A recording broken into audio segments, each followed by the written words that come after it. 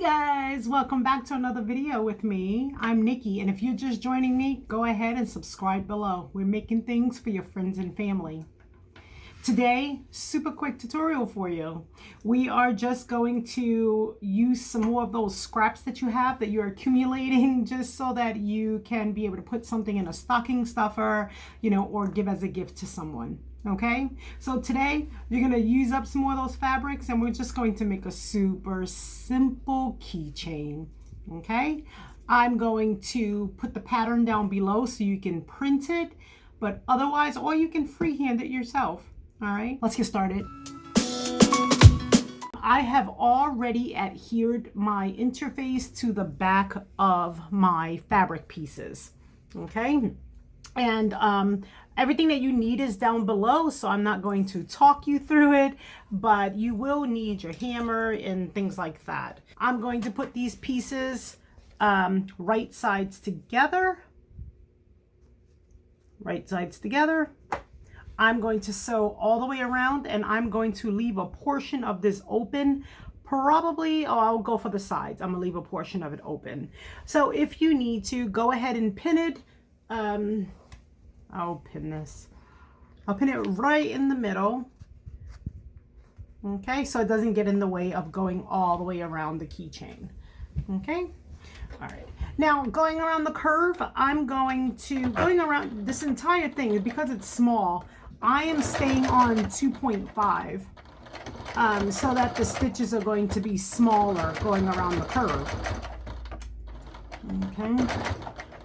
This is another way that you can customize a stocking stuffer for someone. It does not take a lot to think of creativity for someone.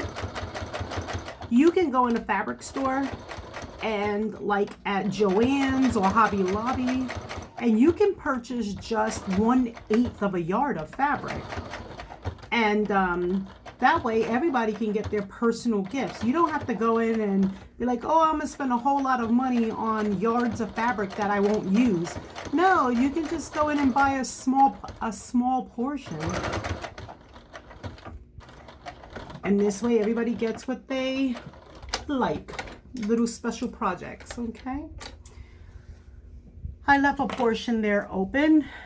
And now all I'm going to do is turn this, before I turn this right side out, you want to go around and snip your curves. Anytime you are working with curves, snipping them makes the turning process a lot easier. But not only that, it reduces the bulk and it helps with flattening of the seams on the right side of the project. So I'm just clipping, but I'm not clipping through that stitch line. Okay, and this is where you might want to get your chopstick to help you turn this right side out. Okay, so I am going to apply a little bit of heat here, because when you are sewing something this tiny, it will really help for you to heat it and turn it. Got the chopstick. So yeah, the hardest thing is creating that hole, leaving the hole and turning it on the curve. So I am pushing it through now. Don't push too hard because you don't want to poke a hole in the stitches. Okay. Raw. Okay, let me push this from the bottom. Wow.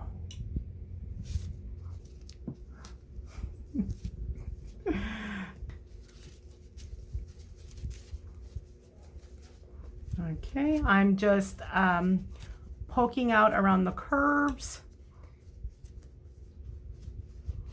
so that the seams will lie flat in there.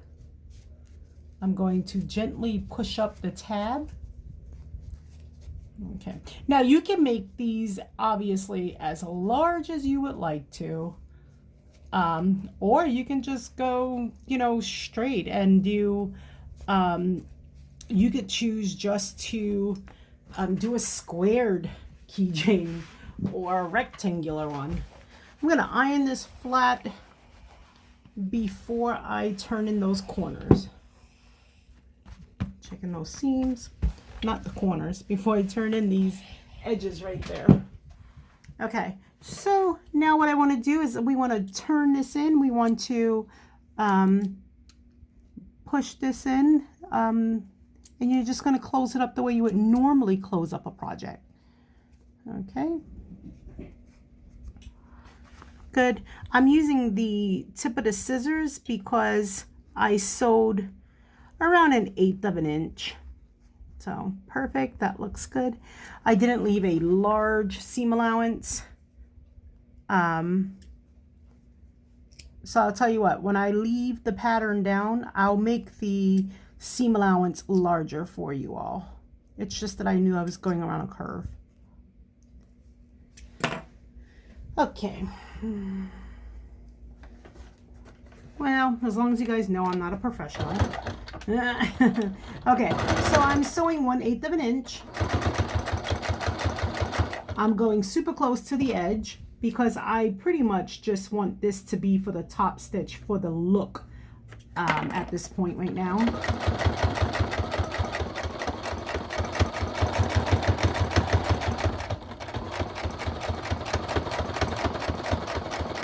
This is why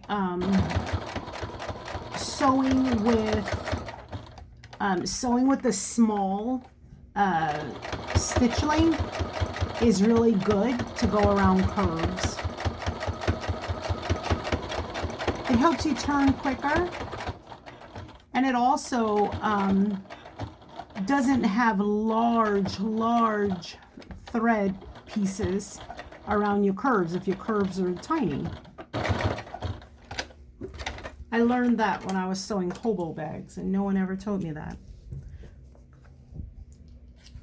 Okay, so now that we have this, what I'm going to do, we want to prepare to put the rivet in. Okay, this is going to be pretty simple. So you want the rivet to actually be right in this space right here. So approximately right where the curve occurs. Okay, in the keychain. So I just put a dot here so that I know that's what I would like, and I'm going to create one on the top here because this top is going to fold down. Okay, it's going to go like that, and when it goes like that, we want that portion to be where the back of the rivet is going to go. Okay. And I'm just going to mark this here with my fusion pen, with my heat pen. Okay, so at this point, I'm just going to grab the tools for this. Okay, and I'm going to create the hole. That portion right there that we marked, that's where we want to create the hole. Okay. You want the rivet to sit in there.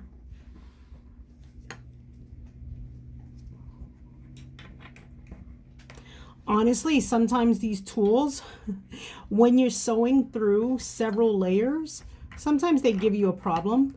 And then sometimes I just decide to take my seam ripper to make my life easier, and I just create the hole myself. So it doesn't frustrate me. I'll try this one as well. Making the hole here.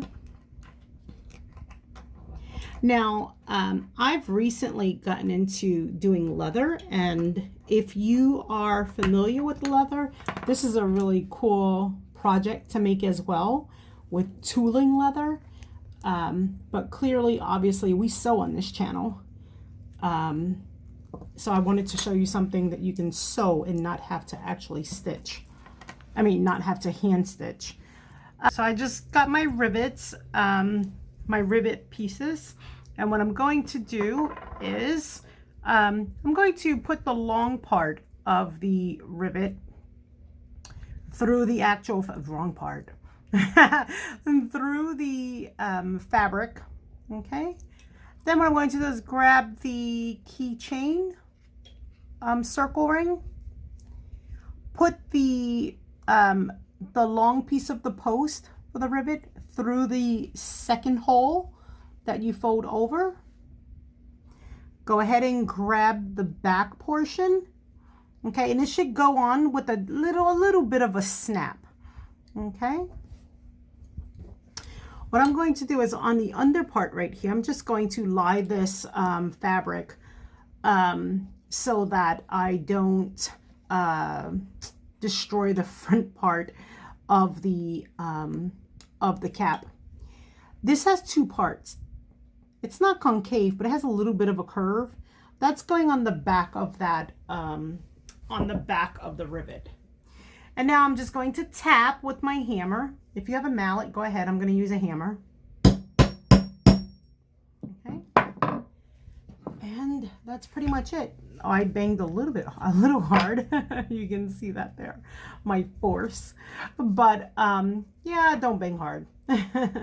Okay, so that's it. It's a simple keychain. These were postage stamps on this fabric here, on this material. You can go ahead and obviously use your scraps, you know, just position them in a way where you get where you're able to see the designs that are on the actual fabric, you know, meant for that particular person. All right, guys, so that's all for now. And now we're going to go on to our next project. So that's all for this video. That's a Scrap Buster. Don't